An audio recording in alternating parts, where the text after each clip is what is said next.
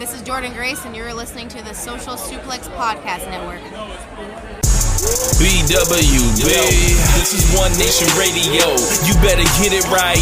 Rich Latta, James Boyd came to give them life. The Blackest Wrestling Podcast has come to kick all ass and drop it 6 feet if they kicking trash. Word, let me welcome y'all to something different. And if you dig it, man, you should let some friends listen. We be getting it in, this on the regular dude. Ravish and flow, but this shit rude. See, James don't rap, so I had to break it down. The whole network, man, we coming for the crown. Raps in the columns, I keep them both covered. Making the beats too, so the listeners can bump it. Hit us with the rating, yeah, I'm saying it's a 5. Before you hit it, talk, bob your head side to side. It's One Nation Radio, and this is the beginning. It's Rich, and I'm here with James. It's time to listen to One Nation. We got to unleash the power of the pyramid. This is Mike Sempervive from WrestlingObserver.com. Check me out on Wrestling Observer Live every day. And also check out your boys, Rich and James, on One Nation Radio. Hi, this is Kenny Omega. We're listening to One Nation Radio. Check it out, guys. These guys know what's up. Big Kenny Omega fans, and that's all that counts to me. Goodbye and good night.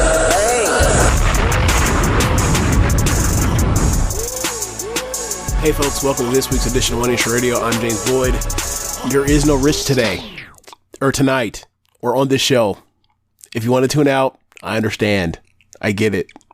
I too like Rich on this show. He's very damn good at this. Sometimes I like the solo shows that Rich does by himself more than the shows that I'm on. But that's neither here nor there. I'm here to give y'all the show. It's not gonna be a long show because, quite frankly, I was hoping that beige bastard would just come here and help me out and carry this show. Because I gotta say, I'm sick. And I'm tired, and it has nothing to do with illness. It has to do with DJ Uyangalele. Man, he's killing my spirit. I wouldn't say he's killing my will to live. I love myself too much for that, but man, it's really draining when you watch a quarterback that is piss poor. Oh my God. I don't think I have disliked a quarterback in the way they play, just because of incompetence and inaccuracy and poor decision making and lack of heart or will to want to run when you are 240 or 250 pounds and 6'5". I don't think I've disliked a quarterback at Florida State this much since Chris Ricks. And I got to say, Chris Ricks was not bad, this level of bad. I hate this guy. Like, let me phrase it. I'll pull it back. This is a little bit too much. I hate that this guy is my fucking quarterback for the next year, or until someone eventually says enough of this and benches him, because there's no way that one of the backups is not better than this. He's missing wide open people. He doesn't throw the ball down the field. It's a disaster. The offense is. I mean, if this keeps up, this has to be like a 3-digit level offense in Division I football. Like, there's no way. This offense is horrible. Unwatchable. They're 0-2 after going 13-1 last year. Didn't see that coming. But when the quarterback plays like that, it's a little easier to see why they lost to Georgia Tech last week in Ireland. But we'll see how that goes going forward. But I'm not, after the first game, I was like, oh, this was like a 7-win team. Looking at this game, I was like, didn't dissuade me from saying, oh, well, nah, it's a bad start. They might actually win 9 games. No, this looks exactly like a 7-win team. I've seen 7-win teams at Florida State before. They're more entertaining than this, but I've seen them before. So, for those that sent me messages about DJU, gotta say, thank you for thinking about me, and also fuck you for thinking about me, because this ain't fun being the Florida State pro wrestling fan on Twitter. They kiss shit whenever Florida State, bad things happen to Florida State, because I'm not even, hey man, send that shit to Floyd. Floyd's a diehard Florida State fan. How come he don't get this kind of shit? I got messages with tags and quote tweets in it of game footage of him airmailing a wide open corner out of the back of the end zone 3-step drop. Perfect play call. It ain't perfect play call when the quarterback throws the shit right out of bounds or throws it to the student section. Yeah, man, it's going to be a rough year. And, you know, even if they made a quarterback change, he was starting for a reason. So, yeah, that's my take on that. I hate saying the word take. I might delete that, but I'll leave it there because, you know, it'll pop rich because I said take. That's how frustrated I am with this whole situation. I said the word take as opposed to opinion. So, what's next? What is next? So, let's talk about Swerve Strickland. Swerve Strickland news came out recently. Yeah, I think he announced it that he re-signed with AEW, a multi-year deal. There are reports that he is signed up until the year 2029. And good for him. Good for AEW. Good for the industry that a person that shows up, became a great utility player, made the best of his time possible on screen, kept getting better and better and better, and has built himself into being one of the, cornerstone pieces of the promotion at this point in time. Championship run. Don't think it'll be his last one. Not that I have any insider knowledge via, Rich or anything with his relationship with Swerve, but just saying, like, a guy like that, after what he's done the last 2 years, or especially the last year, you'd be hard pressed to think that, like, he won't get another shot at it, especially given his age, especially given the kind of matches he's had, the kind of programs he's had, the kind of rivalry he has with Hangman Page, the kind of programs he could potentially have in the future. And he's already, laid the groundwork with some people like Will Ospreay. I think there is an absolute, let's say, maybe not the senior guys like a Danielson, a Moxley, the Omegas in AEW, and even the older guys like Cope and Christian.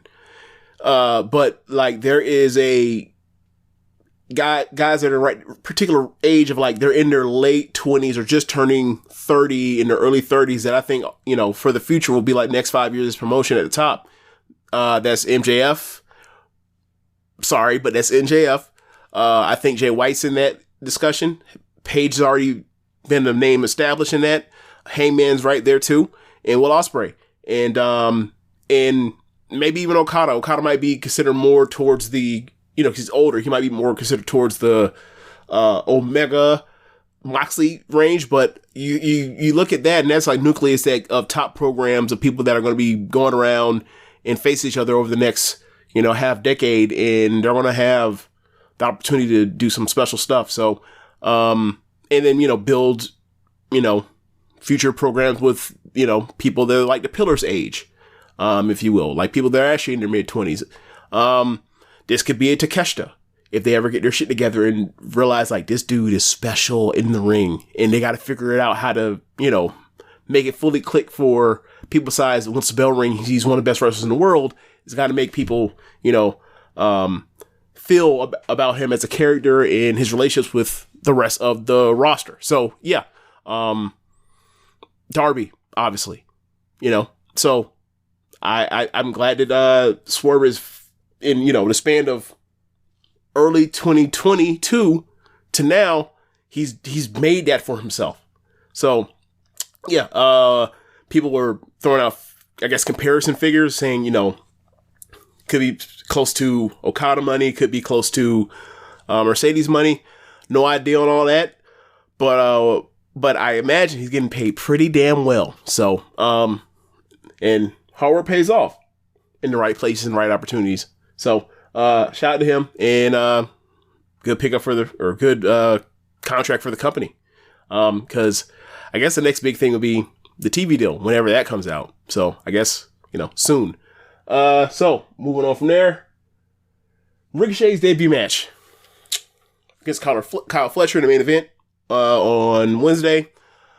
Match was missing something, given, the history of the level of wrestler that Ricochet's always been. And, Kyle Fletcher, that was missing. It was a quality match, but I was expecting something like, something you could put 4 1/4 on or whatever. Fletcher's that level of guy to where, you put him in there with someone that's top of that kind of echelon as Ricochet has been over most of his career. You expect that it could be something like Fletcher versus Ospreay, Fletcher versus I believe it was Takeshi he wrestled. But Fletcher can have some absolute bangers for me because Fletcher's a great wrestler, especially given his age. I've seen some people talk about this past weekend, Randy Orton versus Gunther. And, you know, it's the annual good Randy Orton match. So people are going to do the whole thing of, is he the greatest of all time? And I'm just like, hey, man, I saw 2006, 2004 Randy Orton on replay or whatever else. That dude, I see why they gave him the world while he was a fuck up. I absolutely would have too. If you want to compare the match listings or the match cage match in at that age between those two, Fletcher's going to come out a lot more favorable than you think. Especially like at this page when he's 20, and I think they're both 24, or at this time, Fletcher's 24, like 26-year-old Orton. He had some bangers. That 06 Orton basically carried him the rest of his career, or carried him for about 5 years. But yeah, like, what I will say is, I expected a better match between Ricochet and Fletcher, but it was still a very good match nonetheless. And there's more to come. And I think it's interesting how they've set this up. They're teasing you that there is a future Ospreay Ricochet meet up again where they're going to have a match. And I don't think it'll be as it'll cause as much shit as their 2016 Best Super Juniors match, where it basically broke wrestling internet for them having a superhero match. But people want to see that. And there's obvious history there, and I think there's a great way to get Ricochet, like, to grow him roots into this company immediately. So, you gotta wait for the all-out match between Pac and Ospreay, but I think after that, you get that match, and I'll be very happy to see it, because that match was really fucking awesome in 2016. So, we'll move on from there. Let's see what else Rich put on this thing before he had to flag on us. Let's see. Yes, I said us because it was me too. He also left in the dust. All right, so All Out preview. Man, initial thoughts on this preview, looking at that card, and I'm pulling up the card as we speak, but man, there are some bangers on this show. There's absolute bangers. So we'll just go from there. Ospreay, international champion, defends it against Pac. I've seen this match before. When Pac basically got away from WWE. I think it was in Rev Pro, I believe. Great match. I think when I've watched them before, I've thought they have a better match in them, and I'm hoping we get it. I want the knockdown, drag out, killer match from two of the, freakiest athletes we've ever seen in the business together. So that's what I'm expecting. I don't know who wins. I think with Pac in his new situation with the belt, I think he made him a double belt thing that make a special thing, kind of re-cementing what he's meant to this company, and kind of writing some of the stuff that's been weird with him with his with COVID, and with him having to be in and out on the roster and stuff, and kind of establishes him, I guess, if we were to if he actually is fully in on this new improved, I guess, I don't know if you say improved, but like this new iteration or new generation of Blackpool Combat Club, you could do that. You absolutely do that. He's that kind of level of wrestler where if he beats Ospreay, it's not that you can actually buy it. I don't think that Ospreay is somebody that like you have to protect in that way. If he's going to take big losses, it then sets the path for him to, once he does eventually become AEW World Champion, because he's going to be that eventually. It leaves easy title challengers, because they say, hey, we had a high stakes match and I beat you. And that is the beauty of simple pro wrestling booking.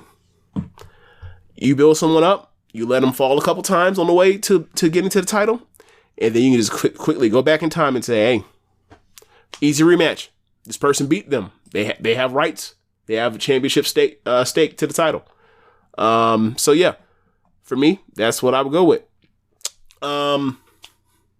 As far as the future, like I think that's an easy one to do. You just re-solidify Pac positioning in the company, move Ospreay over, and move on, or you can just do, hey, Ospreay Ricochet, Grand Slam, or wherever, that's an easy match to do for the title. But I think one of the next two challengers for Ospreay with the international title will be taking it from him. Also on this show, Willow Nightingale versus Chris Statlander in a Chicago Street Fight for the CMLL World Women's title. I wanted something like this on All In. We couldn't get it because, DMDism. But now that that's out the way, now we're really celebrating. I expect them to go out there and based off the matches they've had before that have been all good, but you knew there was a better match in them. You have a decisive winner on this one, and I think they're going to kill it. I think this is a match people are going to look back on fondly and talk about kind of, this renaissance or this final maturing of the AEW Women's Division. And this is going to be one of the examples of this storyline between these two women and their relationship and where they've gone since Chris has backstabbed her.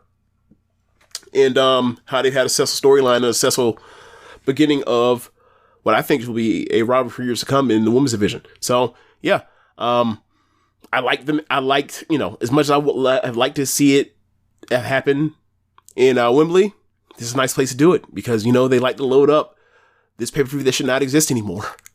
And this is extortion. This is extortion. Tony Khan, for everybody that says this man is not a promoter, this man fired CM Punk and then used it for promo on TV by saying he's going to do a promo to explain his action for why he fired him to pop a rating. That's the pro wrestling business. That's old school promoting. I don't care what y'all say. Then you have MJF versus Dan Garcia. Garcia obviously interfered in the at the time AEW United States Championship match against Ospreay. Obviously getting his vengeance for MJF doing a stretcher job on Garcia. Now you get this match. They had a pull apart where they broke up the pull apart, attacked each other. Looks really good. It appears that the AEW, for lack of a better word, Battle Bowl ring is out the window now. So thank God, MJF will have to come up with another gimmick to hit people with to cheat in his matches, and in the 2-minute warning of his matches. But yeah, glad that's out the way. Cleans some of the stuff up. MJF will have to be less of a hack, and him and Dan Garcia has a lot of heat to it. Yeah, they did a really good job with this, with the beatdown, and with the return, and with their TV segment on Dynamite. I thought it was really well done. I actually want to see this match, and I think MJF is going to stay out of his way this time. Or I think there's a good chance to believe that he will stay out of his way this time. So I assume MJF's going to win because of the Dan Garcia contract situation. But even though he got paid, it's like, hey, I think there's money in Garcia failing and then eventually another match for MJF and then getting the win. I really think there is. Because, he just had a neck injury. They can always do that to say that his out is that, he wasn't healed up in time or whatever else gives MJF a win coming back after losing to Ospreay and continue it. This could be the program. This could be what keeps MJF away from the main event and from the title for the rest of the year. So I'm hoping that this is what happens. So I need Garcia and MJF, or I need to rely on Garcia to make this work more actually than MJF. Because MJF, he's probably like, hey, I'm gonna get this quick win, and I've been out here, throwing out little shots with people to try to get a big program that can main event something. And I hope those things go unanswered, because right now he needs to be away from the top of the card. He needs to be away. He needs to focus on what made people like him to begin with, which was working not at the top, getting heat. That's what he needs to be. Just be a straight up bad guy for the time being. He's on probationary period for now. And Garcia and MJF, if it goes well, that gets him further away from me thinking he's a hack. Well, I'll always think he's a hack, but I think that I'd be like, hey, your instincts are getting better. You're thinking, a little bit deeper than the surface level. So yeah, Mercedes Moné versus Hikaru Shida for the AEW TBS Championship. They had this match just recently, but bring it back. It's a really good match. It's a match that was better than what happened at Wembley Stadium. So welcome it. Obviously, I think the Mercedes are going to retain, but good ass match for Mercedes.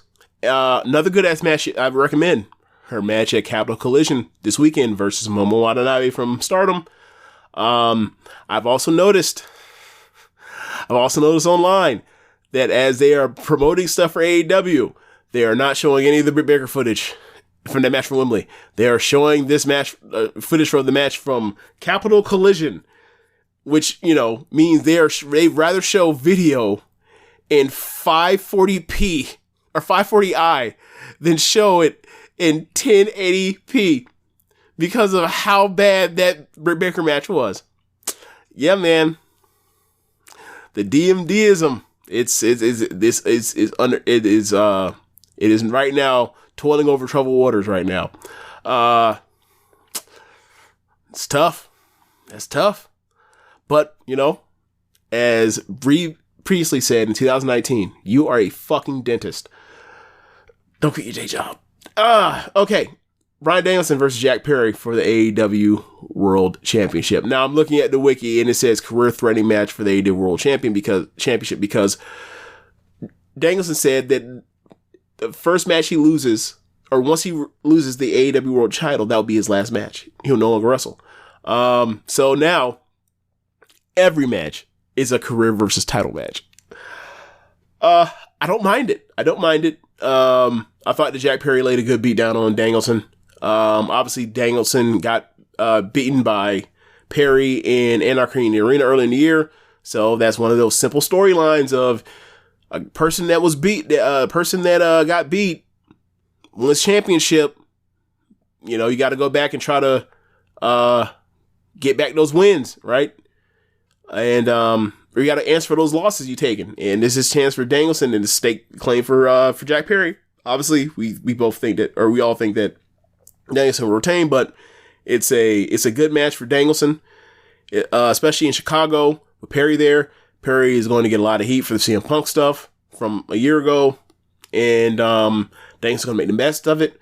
And these are two great big match wrestlers, and I think they're going to kill it. I think Jack Perry can have the best match of his career here. So yeah, really excited. This card, right now, it's 6 matches right now, and I like all 6 of these matches. I really do.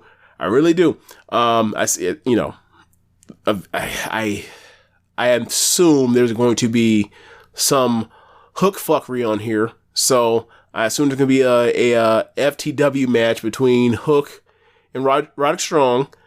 But I'm not going to let that ruin my overall thoughts of the card. When it gets there, it gets here. And when it gets here, this show will already be out. So 6 for 6 so far right now, Tony. 6 for 6, Tony Khan. Let's see. Now, moving on. We're going to talk about Stardom. So I'm going to hit the music.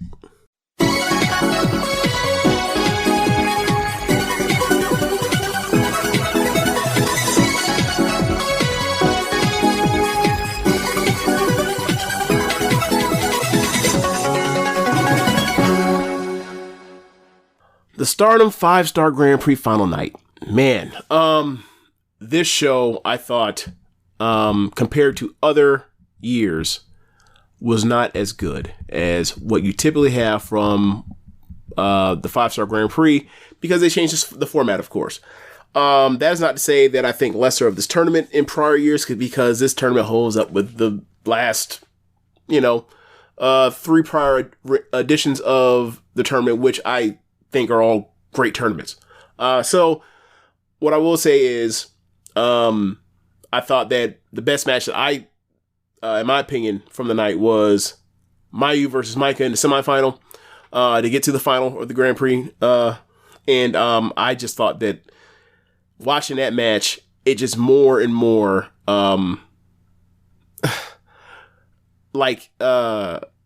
what do you call it? Confirmed what I thought earlier in the year.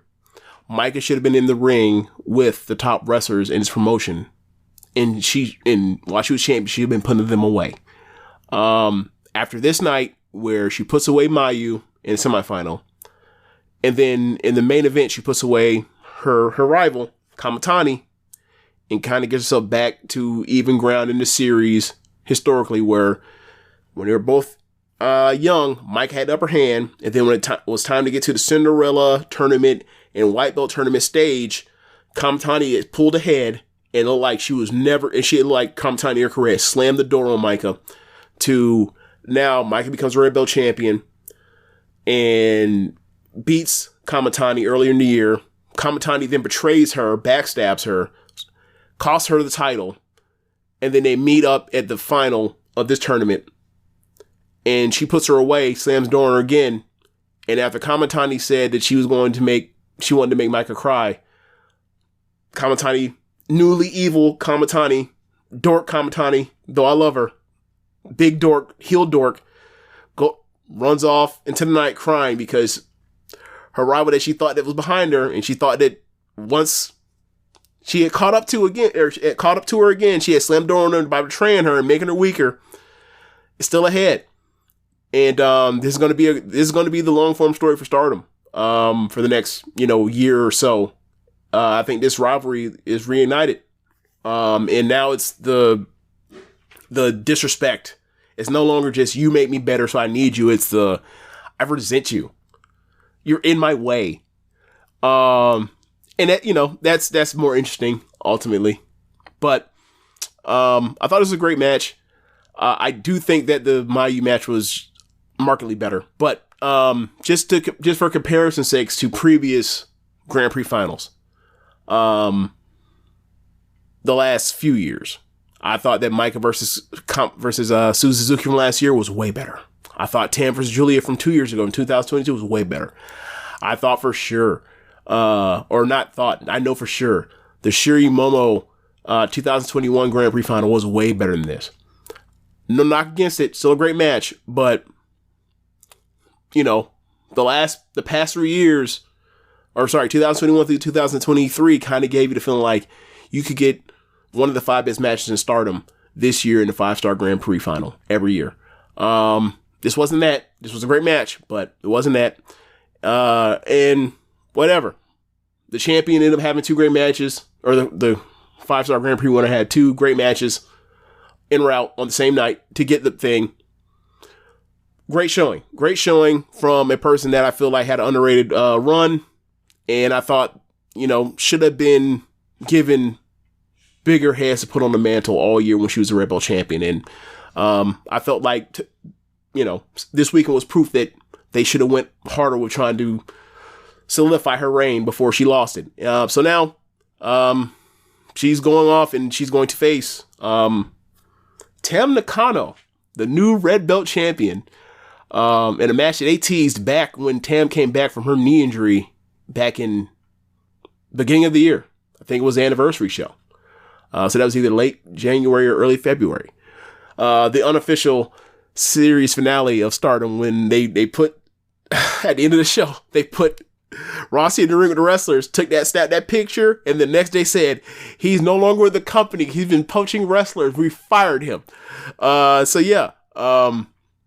Interesting how it's all, just think about how much has changed over the past 8 months of Stardom. But yeah, we're here. We're back to the match that they had teased back then. Kind of crazy how we got here, but and you can make the argument that it was kind of unnecessary. You didn't need to make Natsuko a VO ass nigga, but they decided to do that. They decided to put that V next to a motherfucking O and put that in their record books, in their history. So when you go to Stardom's website and you go to title history, you're going to see the Natsuko Tora forever was a red belt champion. For who? For what? I do not know.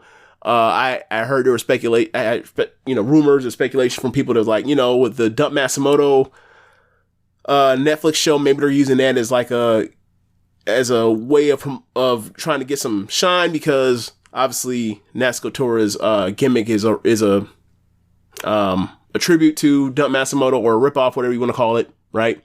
And nah, they made her the champion a month ago, and they took the belt right the fuck back off her. That was unnecessary. That seems a bit unnecessary, but nonetheless, hey, I celebrated, I barbecued, I threw some burgers on the grill, some light. And, I didn't, it was Memorial Day weekend. Remember, the ribs and the chicken and, that kind of stuff, that is meant for Monday. But nonetheless, I had to throw some on the grill, Any excuse to throw some, any small, minor, bit of happiness, you can always throw some on the grill. So I threw some burgers on there, and they were good. They were good. But yeah, as far as the match, it was just a good match. 3-star affair. That was based because they decided to have a storytelling match. They based it around working over each other's knees. Natsuko from her torn ACL from 2021. And Tam from her tearing her MCL in that Natsuko match. At the end of last year, that ended up having her be sidelined and having to relinquish the belt before coming back this year. So yeah, well told story. Really well done, the interference and run-ins. And to even odds from with having us Ano on commentary, really realizing that Hate was completely outnumbering them, and she jumps off the commentary, runs down, and evens odds, and then Natsuko basically takes out all of the Hate members with the dive, and then Tam gets the win. They teased that they were going to do the move that the Vital Screwdriver on Natsuko, the move that Tam couldn't get her all the way up for, so she ended up tearing her up her knee. She got out of it and decided to go with the Twilight Dream. So I guess when they tried to go for the move to get her up again, and I was like, no, don't do this. You mess that first off, you couldn't get up the first time, and then you tried again, and then you end up ruining your knee.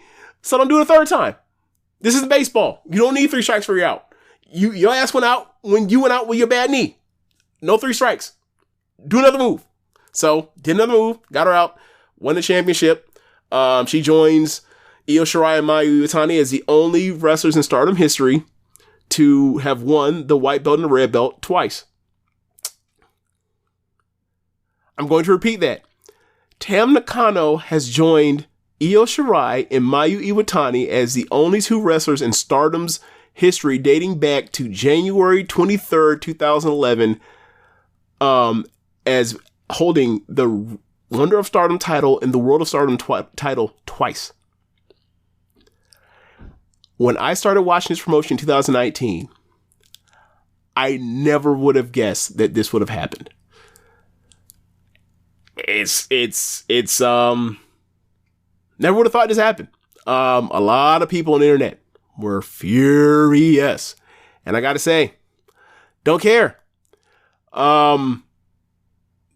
A lot of the Joshi Western fandom, for some reason, thought that Natsuko Tora was going to have some type of significant red belt reign.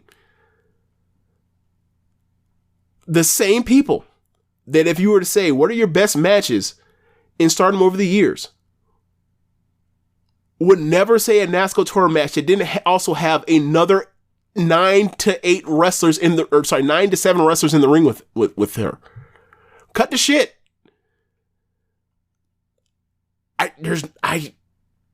She's at best of what? Okay, let's see. Konami, Kamatani, Momo, Tekla. She's at best the 5th best wrestler in her faction. From bell to bell. With Kamatani's new entrance, ring gear, in wrestling style, there is no way that you thought that they were going to make Hate into this new reform Oedo tie into Hate. Add Saya Kamatani, give her that music, that entrance, and put her into the Grand Prix final. And thought that, oh yeah, they were going to get to something involving Kamatani versus Natsuko Tora and not completely move on from her being a transitional short-term champion or really just the heel of the month with the belt to put to the next hero, to then eventually get to Saya Kamatani on top eventually one day with this red belt. It's happening. It took me I mean, I knew that was happening before I even saw the Grand Prix day one when Kamitani's interest happened. But once you see that, it's like, yeah, maybe she's not as, her matches are as effective, or she has figured out how to work heel, seeing that she was a babyface her whole entire career when she debuted in 2019. But she's going to figure it out because she's figured everything else out in pro wrestling. She's eventually going to figure this out. And when she does, she's going to be a great heel. And she's already having great matches while being a heel that I think that she's not going to be the heel that she's going to be. I think she's still figuring this out. But yeah, like the future is going to be Kamitani with this red belt. For how long, I don't know. But remember, she's longest reigning, or most defenses for the white belt. Like, this has been in the making. They put her in semi-main event of Budokan Hall. They put her in semi-main event of multiple, they put her in the main event of Budokan Hall, or semi-main event of Budokan Hall. They put her in the semi-main events of multiple sumo halls. They trust this woman. The proof's in the pudding, the proof's in the white belt defenses, the proof's in the part where, like, she semi-main evented for half a year doing the hottest part, or probably the best part of Stardom's history, bell to bell. So yeah, like, she was going to get this belt eventually. And I think she has leveled up aesthetically to the point to where, like, yeah, it's happening. It ain't a matter if it's win. And I already thought it was a win, but coming off the part where the elbow injury thing happened, getting this thing where, like, all right, they've kind of moved on from the Utami departure and have slotted Micah into this. And they've gone with a personal route to then give you the part where, like, they're long-term rivals. They've been rivals since 2019. And they have both grown in this company. And now they are not at the point where they resent each other because they are in each other's ways, opposed to the whole part where they thought they were making each other better. Now they're tired of making each other better. Now you're just in my way of getting my ultimate goal of what I want. I think they're in the making of something now. In a way that, like, I did not really anticipate after what they did by putting that belt on Nasco. They didn't have to do that to get here, but they did it. And whatever. I think that there are some really good things going on in Stardom. I did not like the way they went about them to get there, because ultimately they didn't have to go these routes. You know, turning Oedo Tai into hate, unnecessary move. I like the hate aesthetic more. I really do. I like the way they positioned the rosters and built up hate into an actual faction of quality wrestlers. That wasn't the case with Oedo Tai from 2021 through 2023. This wasn't the case. You have like 3 wrestlers that were good. Now you got literally, you know, now Nasco, she just came back when you got legitimately 5 good wrestlers. Legitimately 5 good wrestlers. Nasco Tora, since she turned her knee up, has pitched. She does her half. She puts in her half.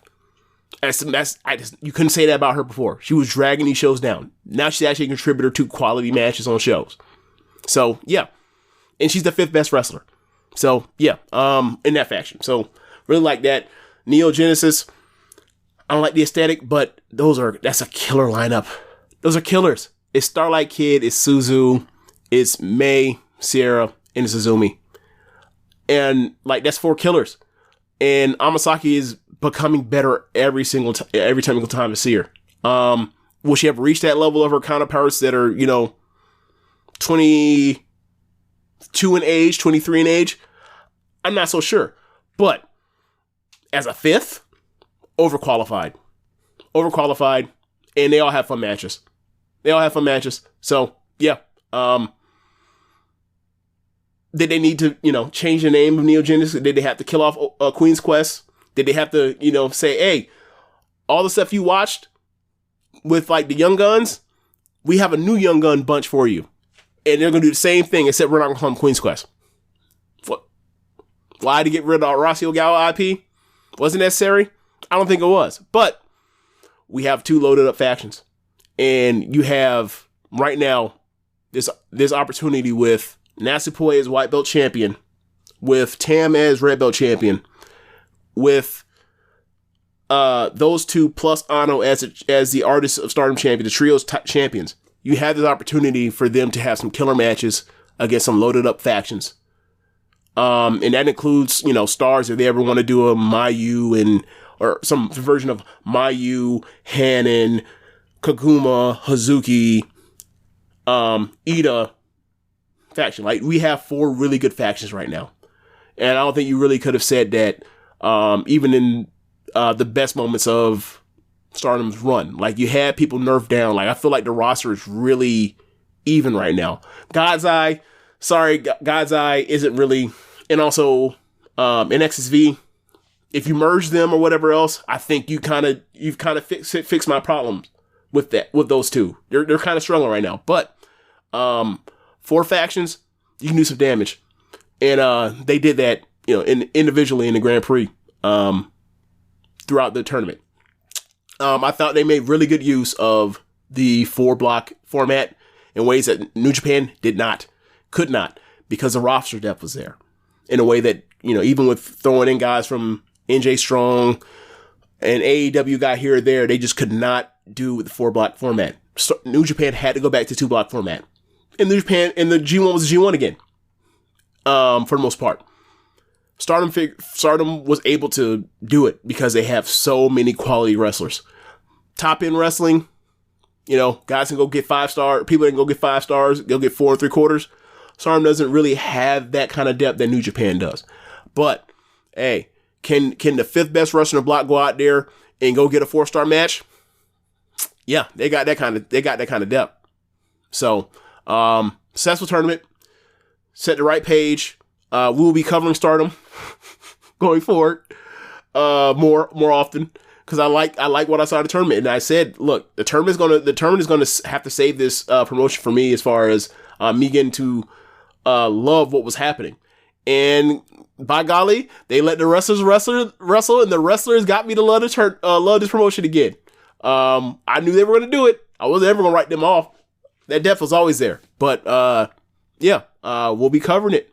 I believe the Tam in the Micah match it's not going to be held at, like it has been in the past few years, held for December 29th at Dream Kingdom. It's going to be ran at the Osaka Indian Arena show. I believe, I'm not sure if that is in September or October. I think it's in September. So, like, that's another thing, like, fresh to it. It's not going to be this holding pattern of someone's a champion and they're going to have these defenses where they just, they just inevitably beat these people. It is get straight to the shits. And then once we get past that, whether it's Micah the champion again, or whatever else, you can get to Kamatani. Whether it's Tam as champion again, you can get to Kamatani. You can get to Mayu. But Tam, going through the tournament, losing all her matches, she set the table for all these defenses potentially in the meantime, in between time, for a lot of people that have never had their first red belt title shots. I'm not saying all these people are going to get these title shots, but there will be a few. And I think that, for people like Azumi, people like, I wouldn't say Momo. Momo's had a number of them, but I feel like there's going to be a shot in the arm to get some people on the board in big, high-profile stakes that weren't there before, that should have gotten these spots, in my opinion, over the years, but they decided to go with safer money, in their opinion. And I think that was the beauty of doing the Neo Genesis thing, is kind of, give them some shots in the arm. So, yeah, didn't like how they did it, but I had no reason to trust them after booking shit that I did not like for a long time. Now they're booking shit that I like. So, we're back in on Stardom, or I am. I just got to get Rich back on board. I got to get him to be like, hey, you got to see the Kamatani stuff. I know you see the aesthetics, but the matches are still kind of match. She ain't like at her apex yet, but she's going to figure it out. And I think you want to watch her figure this out. That's pretty much all I got for Stardom and for the show.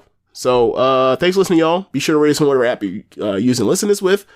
Want to donate? Go to the Red Circle in the show notes. The link to the Red Circle there. Donate there.